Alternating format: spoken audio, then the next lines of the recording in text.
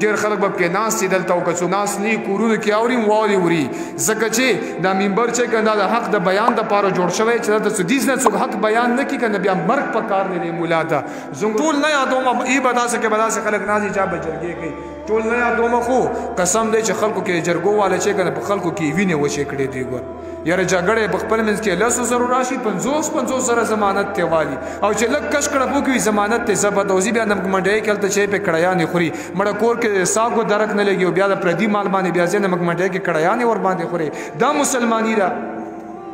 د هغوی د 10,000 لانجم نه ورټوله او تا چې یې خوړلي 1,00,000 روپۍ چې لږ سره سباله خبرې واړې انسان دی که نه دوی ورته تاسو چې ضمانت مخالفت کړئ ضمانت مو لاړ ضبط شو دې ته مسلماني ویلی کېږي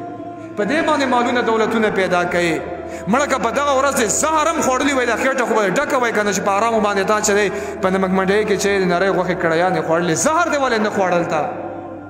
دا خېټه خو د خاورو نه هم ډکېږي چې ته چې دی په ارامو مرداره باندې چې ځان مړی چې هر څه وخورې عزم شي څه ته جوړېږي یو شی کې جوړېږي چې روټۍ هر که ساګ وخوریم چې دی عزم شي همغه شی ته جوړېږي که غوښه وخوریم چې عزم شي همغه شی ته جوړېږي نو بې ایمانه انسانه بیا چې دی چې ازمېدو نه بعد چې دی بیا ته ورته کتی نه شي دی ته نو بیا یې په ارامو په مرداره باندې ولې خورې ولې د خدای نه یریږې دغه لوی مالک نه په زړه کې یره ولې نه راځي بس مونږ دې ته ناسو چې د مسلمان مری را ماته کو مونږ په دې خلکو باندې اے مسلمانانو مونږ تاسو په خپله په ځان باندې ژوند را تنګ کړی دی ځکه د خدای نه یره نشته دی حضور مبارک فرمي چا که یو لویشته ځمکه د چا په ناحقه باندې لاندې کړه که نه وی د قیامت ته ورځ پورې به د اومې ځمکې پورې د هغې نه دته توق او هار جوړ شوي د قیامت په ورځ باندې به دته ور په غاړه شوي ده چې یو لویشتې لاندې کړي او چې جیرب لاندې کې څه بد حال چې جیربونه لاندې کې څه بد حال کله مو چې دی د قبر سوچ کړی که نه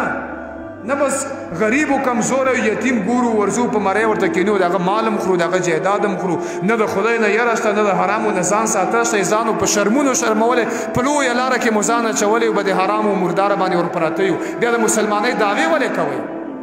ولې یو سړی وایي چې ما هم کلمه ویلې زه مسلمان یم چې د خدای احکامات نشئ منلی عمل ورباندې نشئ کولی رب العالمین خو قرآن کې فرمي ان الذین یأکلون اموال الیتامى ظلما انما یأکلون فی بطونهم نارا قرآن وایي چې هغه خلک چې یتیمانانو مالونه په ناروا طریقې باندې خوري دا د جهنم اور خېټې ته اچوي